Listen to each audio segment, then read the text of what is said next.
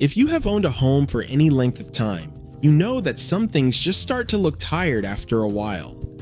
And it is not always about money. Some of the most expensive homes I have seen have things in them that quietly make the whole place feel cheaper than it is. The good news is that most of these are easy to fix, and many cost little or nothing at all. Today, I am walking you through 10 things that might be dragging down the look of your home, and I'm giving you a practical solution for everyone. These are not major renovation projects. Most are things you can address this weekend. And before anyone feels judged, I want to say this clearly. Having a home at all is something to be proud of. This is not about spending more money. It is about making smarter, more intentional choices with whatever budget you have. I also want to hear from you in the comments because many of you have been maintaining homes for 20, 30, even 40 years, and that experience is worth more than anything I can tell you. Let us get into it. Number 10, decorative display books. You know those books purchased purely as decoration, stacked on a coffee table or lined up on a shelf with the spines facing the wrong way, sometimes bundled together from a home store, tied with twine chosen entirely for the color of the cover. Nobody reads them. They do not add warmth or character. They add clutter that feels impersonal. If you love books, put real ones out. Cookbooks with stains on them. Novels you have read twice. A gardening book from the 1980s that you still reference every spring. That is character, and it tells people something about who you are and how you live. And if you do not have enough to fill a shelf, that is fine. A few meaningful objects with breathing room will always look better than a shelf packed with things that exist only to fill space. 9. Too many fake plants. I am not here to tell you that one fake plant is a crime. If you have a room with no natural light or pets that chew on everything including plants that could harm them, a quality fake plant makes sense.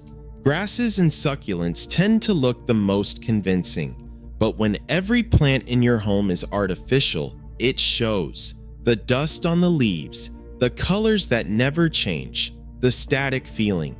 If you want something real but worry about keeping it alive, a snake plant is remarkably hard to kill.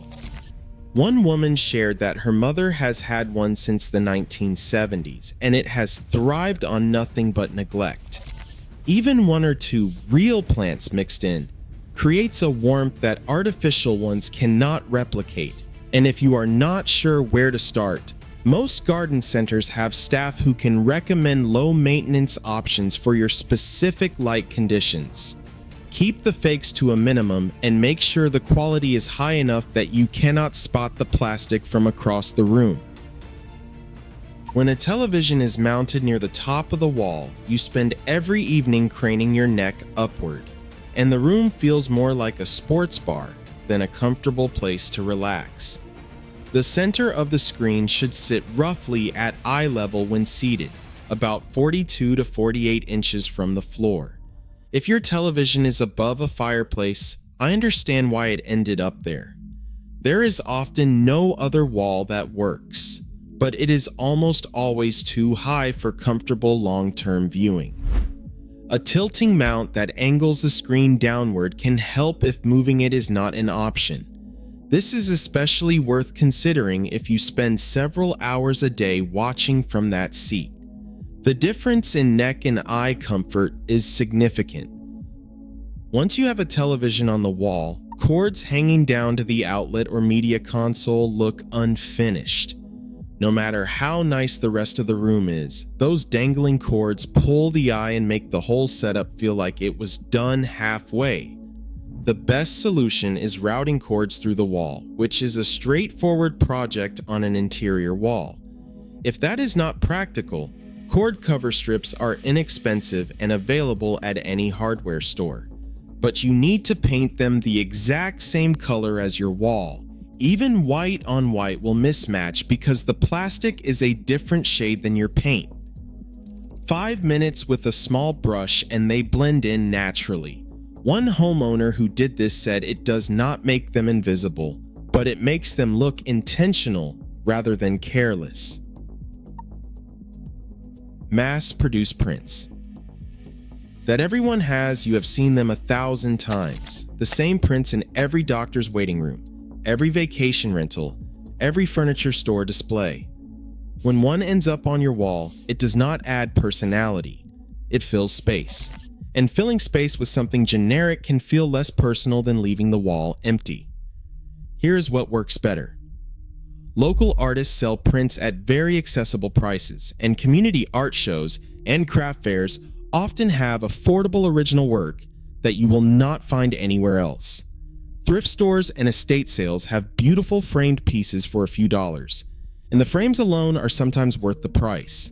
Or frame something personal. A photograph from a trip you took years ago, a map of a place your family came from, a piece of sheet music from something you will never forget. Those are the things that make a home feel like yours. Nobody else will have the same wall, and that is the point. 5. The random pop of color pillow.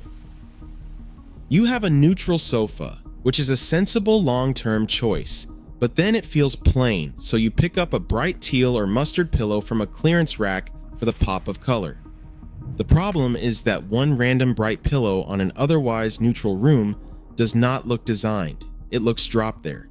It feels forced rather than thoughtful. What works better is building a real color palette for the space. If you love blue, explore the full range: soft gray blue, dusty aqua, deeper navy, warm slate. Use those variations across the room in pillows, throws, a vase, a piece of art. That creates depth and sophistication. One woman shared that her moss green velvet sofa has looked beautiful for 5 years and takes different pillows wonderfully. Color is great when it is part of a thoughtful palette. It is the random, disconnected pop, sitting alone on an otherwise neutral room that falls flat and looks like an afterthought. 4. Too much on every surface. This might be the most impactful change on this list for the least money. When every shelf, end table, windowsill, and countertop is covered with objects, it creates visual noise that makes a room feel cluttered rather than collected. This happens gradually over the years. A figurine from a trip, a frame from a gift, a candle that has never been lit, a dish sitting in the same spot for a decade. Surfaces fill up in a way that stops being intentional. The fix is editing. Go surface by surface and ask whether each item is there because you love it or because it has always been there.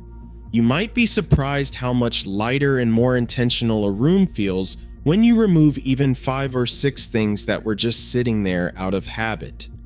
A few well-chosen pieces with breathing room will always look more thoughtful than a crowded shelf. While you are at it, check the wood tones in your furniture. You do not need everything to match, but 3 or 4 completely different wood colors in one room creates visual tension. Painting a piece or two is an affordable way to bring things into harmony. Number 3. A rug that is too small for the room.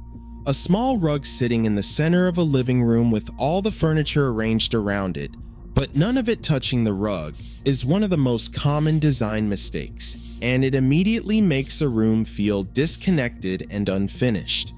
Someone once placed it perfectly, and I have never forgotten it. Tiny rugs look like they belong in bathrooms, not living rooms. Here are the 2 guidelines that fix this every time. At minimum, the front 2 legs of all your seating pieces should be sitting on the rug. If your room is large enough, having all 4 legs of every piece on the rug is even better.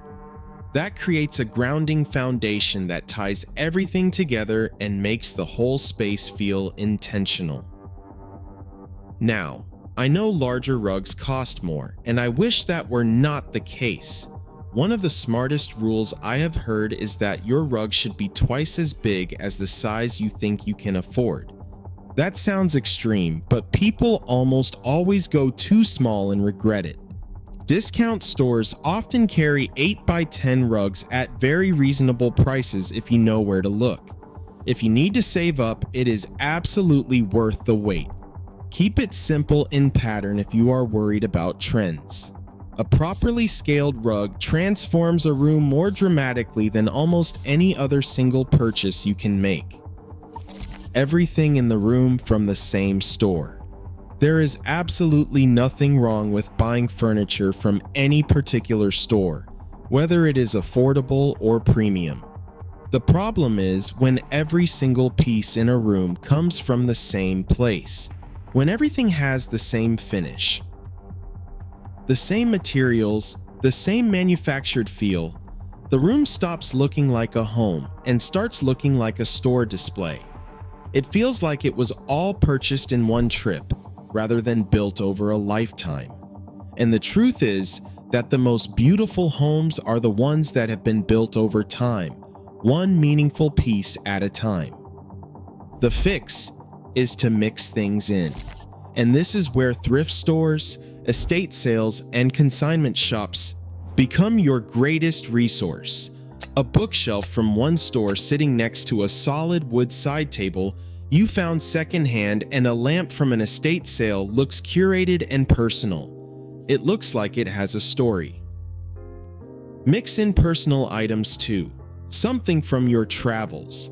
A piece of furniture you have had for 20 years that still works and still feels right. A framed photograph that means something to your family. That combination of practical, everyday pieces with things that have real history and personal meaning is what makes a space feel like it belongs to you and nobody else. Materials that have aged past their life. This is the biggest one. Some materials age gracefully. Others reach a point where they look worn out and there is no bringing them back. Knowing the difference will save you money and frustration.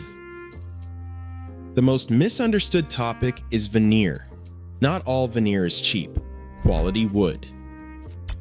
Veneer over a solid wood frame has been used in fine furniture making for centuries.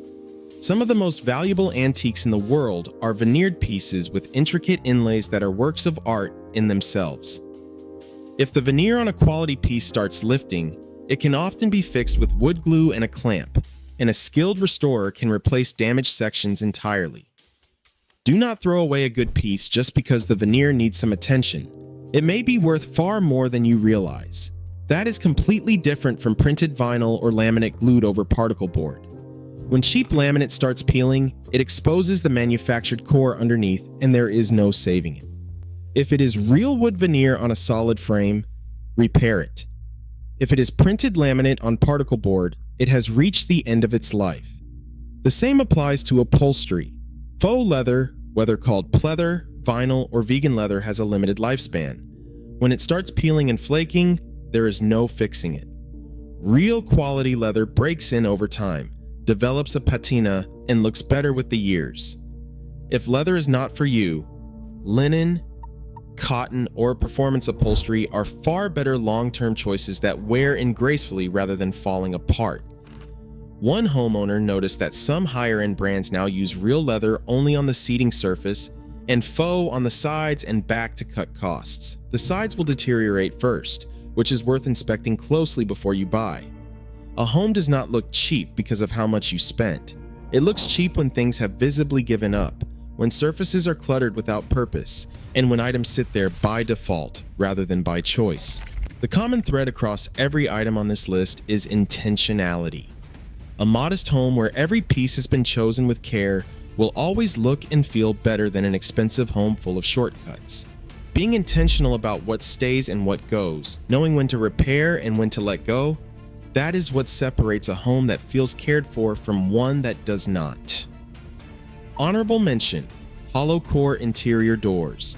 I want to mention this one separately because it is a valid point, but it comes with serious budget considerations that I think deserve an honest conversation. Hollow core doors, the ones that feel light and sound thin when you knock on them, do make a home feel less substantial. Solid core doors feel heavier, close with more authority, and block sound much better. One person pointed out that they also slow down the spread of fire in a home, which could be genuinely life-saving. But replacing interior doors is not cheap. One homeowner shared that replacing 30 doors in their home cost around $20,000. That is a significant investment that most people cannot do all at once. If it is something you can budget for over time, starting with your bedroom and bathroom doors makes the biggest difference for daily comfort and privacy. But if hollow core doors are what you have right now, that is completely fine. Focus on the other 9 items on this list first, because they will have a much bigger visual impact for far less money. At the end of the day, none of these things on their own are the end of the world. But when several of them add up over time, they quietly pull down the feeling of your entire home. The good news is that most of them cost very little to fix. Editing what is on your surfaces, choosing the right sized rug, mixing in a few personal and secondhand pieces, and letting go of things that have passed their useful life.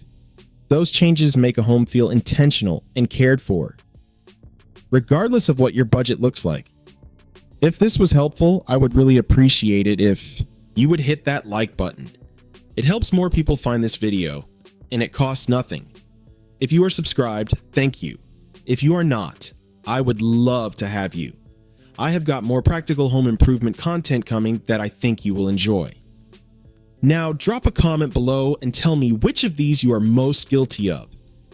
And if you have been in your home for 10 or 20 or 30 years, share what you have learned, because that real-world experience helps everyone watching. I will see you in the next one.